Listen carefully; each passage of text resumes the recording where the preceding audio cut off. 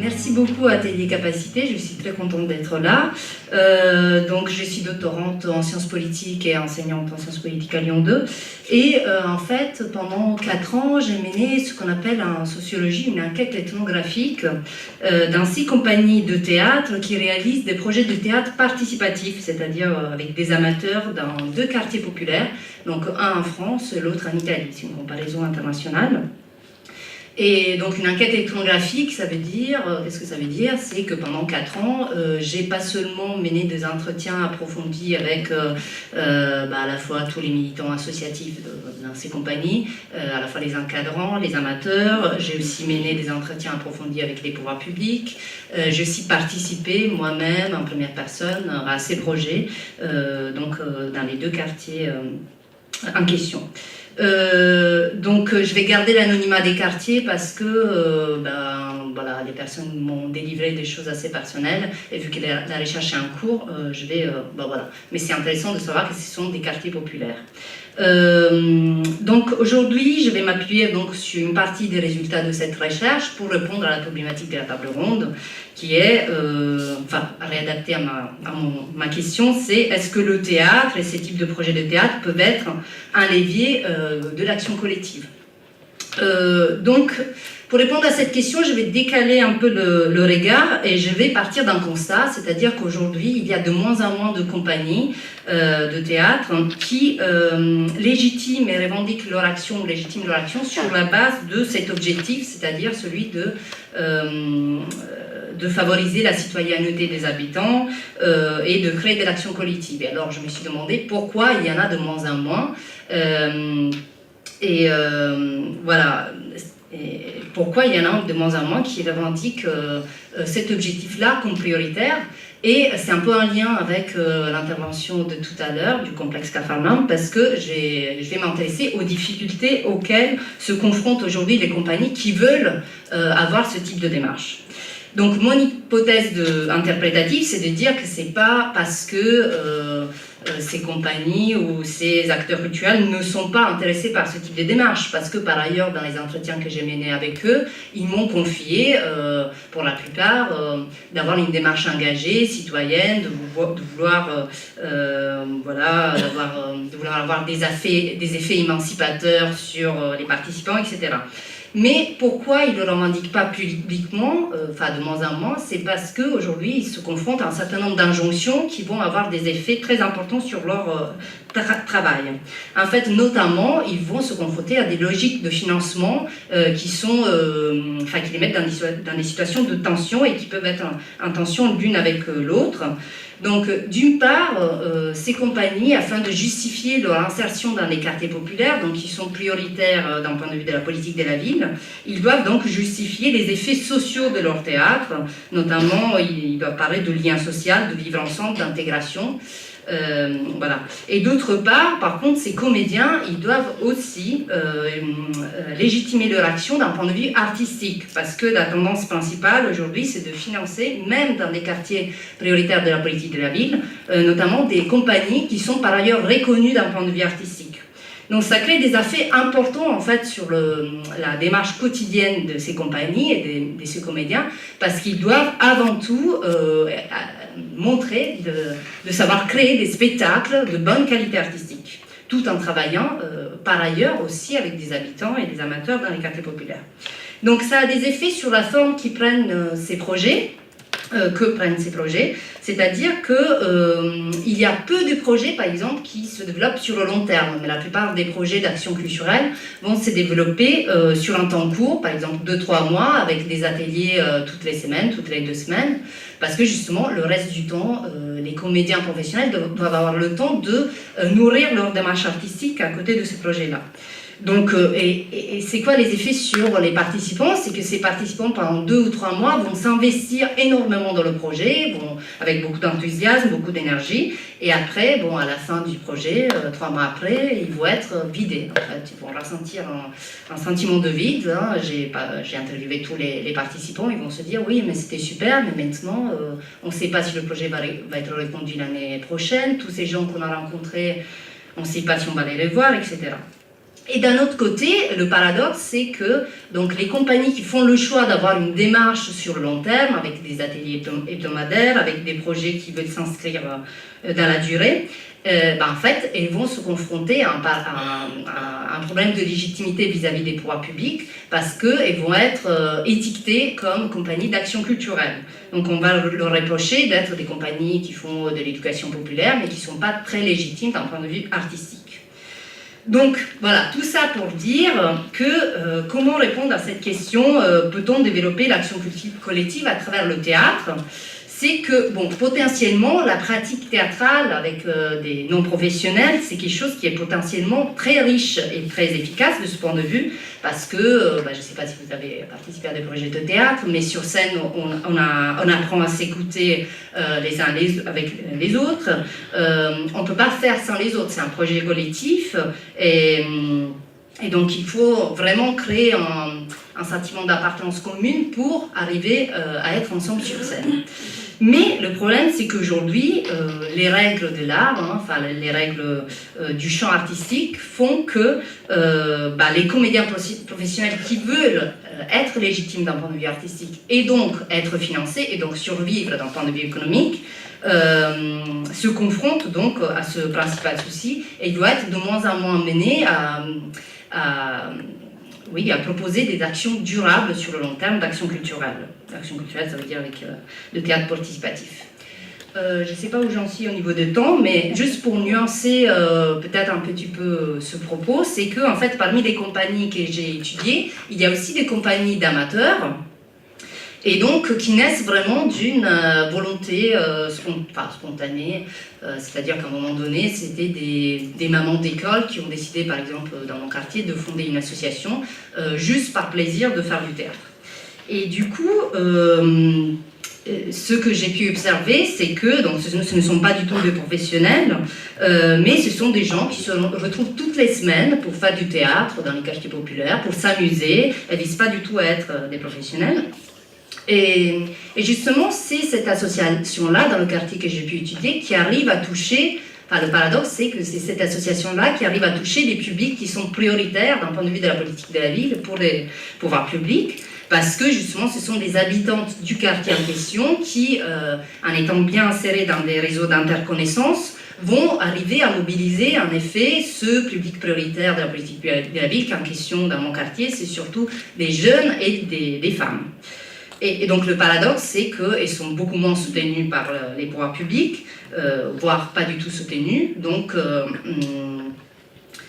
voilà, donc on se confronte un peu à ce paradoxe-là.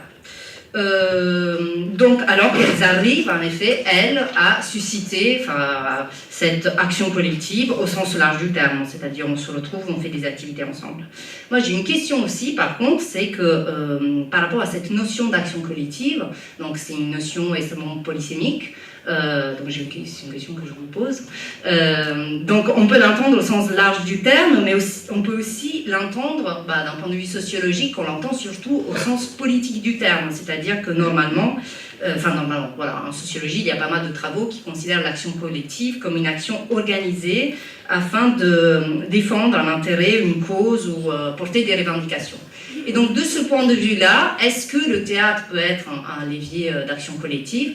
En partie, oui, dans le sens que dans ces projets, il y a des moments aussi où il faut se confronter au pouvoir public, il faut défendre son propre projet, mais ça sera dans des moments plus spécifiques, plus circonscrits, plus spécifiques et moins sur le long terme. Voilà, donc merci beaucoup. Merci. Je me permets, dans ces cas-là, de réagir tout de suite par rapport à ce que tu disais. Et c'est vrai que sur cette notion d'action collective, nous, on l'aborde sous un angle d'art politique et territorial. Et c'est vrai qu'en lien avec ce théâtre participatif, on se questionne aussi sur la notion de jusqu'où le curseur est mis en matière de prise de conscience à la fois sociale et urbaine. Et je ne sais pas s'il y a eu des cas où ces représentations théâtrales-là se faisaient en extérieur. Est-ce qu'elles étaient aussi ouvertes tout à l'heure on parlait de la question des passants, enfin des habitants et des passants aussi. Est-ce qu'on était vraiment sur de l'espace public au sens ouvert? Est-ce qu'il y a eu des représentations? Est-ce qu'il y a eu des échanges sur ces questions-là? Et notamment sur ces amateurs qui ont participé, ces habitants? Est-ce que ça a permis d'avoir peut-être une valorisation de cette action et de cet engagement aussi, puisque c'était un engagement de participer au processus du théâtre? Et puis une question là. Je réponds tout de suite ou on attend comme tu veux. Je réponds comme ça, je l'ai en tête. Alors, oui, bien sûr, donc c'est cette idée de conscientisation du territoire.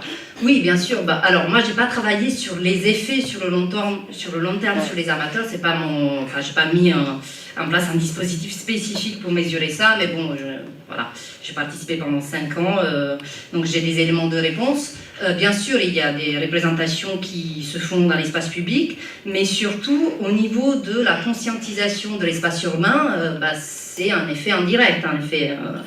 C'est-à-dire qu'il y a pas mal de participants aux ateliers qui vont ensuite, par exemple, s'engager dans d'autres associations parce que il y a un lien qui se fait au moment de la représentation, les associations viennent les voir, venez intervenir ici dans l'école et donc il y a des passerelles comme ça qui se font. On commence par l'engagement dans un projet de théâtre et puis petit à petit on se rend compte de faire partie de ce quartier, que les personnes qui font partie de ce quartier ne sont pas que nos amis les plus proches, mais qu'il y a d'autres habitants parfois assez différents que nous.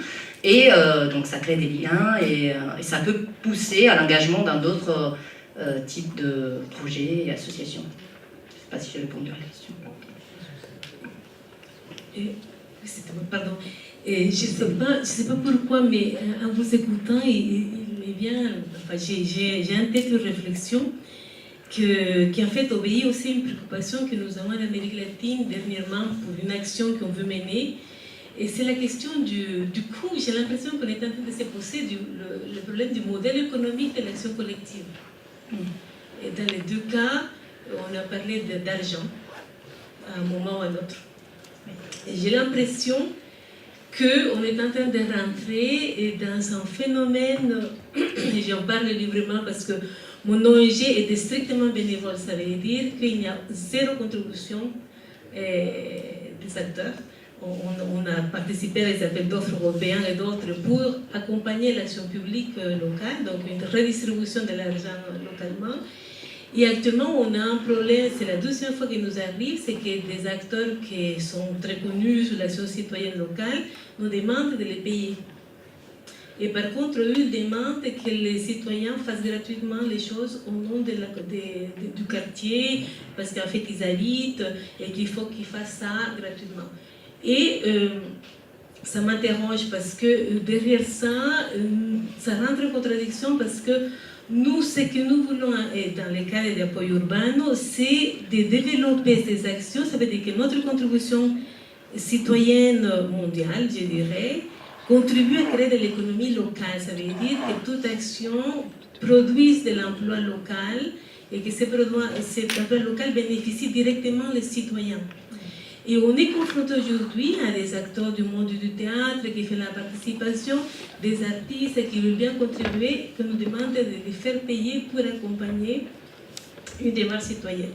Donc nous sommes actuellement en train de former avec des bénévoles, artistes et d'autres, les acteurs citoyens pour qu'eux ils deviennent ces promoteurs de l'action.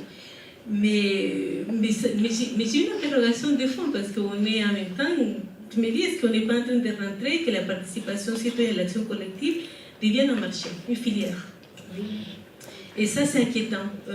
À un moment ou à un autre, en tout cas inquiétant dans mon cas, que nous voyons ça comme une contribution de base citoyenne à accompagner les territoires dans leur développement. Et ça m'interroge. Mais c'est plus une inquiétude, mais je ne sais pas si vous sentez, parce que j'écoute dans les deux cas l'interrogation économique. Dans mon cas, on est en plein dedans, c'est-à-dire il y a aujourd'hui pour les compagnies de théâtre un marché, vous l'avez appelé comme ça, mais c'est une opportunité en effet pour survivre. Hein. Non, mais il faut savoir qu'on est quand même dans une situation où il y a aussi une baisse des financements ordinaires à la création artistique. Et du coup, en fait, c'est vrai que les compagnies de théâtre dont j'ai parlé, c'est des compagnies qui n'habitent pas du tout dans le quartier populaire en question et qui se sont rapprochées de ce type de démarche pour des questions de survie économique.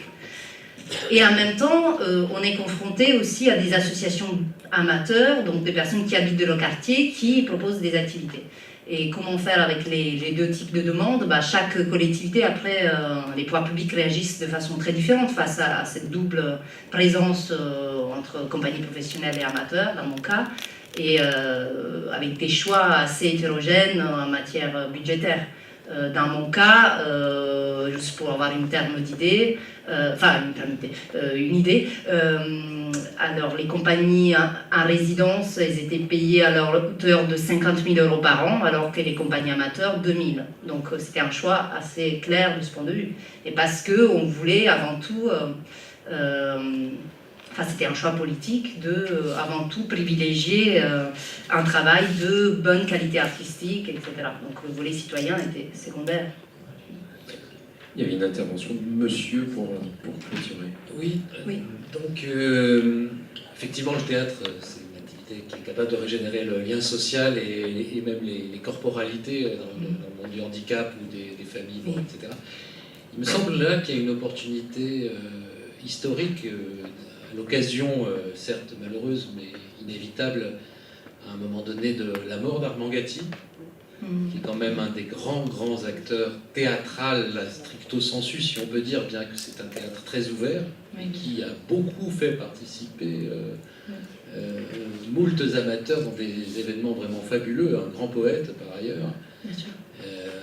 Et donc là, je pense qu'il y a vraiment l'opportunité d'organiser justement des représentations, des hommages à Armand Gatti et des choses de cette thématique qui, ceci dit, doit être vue, à mon avis, d'un point de vue un tout petit peu plus large, justement dans le domaine de la performance et puis, disons, d'un théâtre ouvert en tout cas.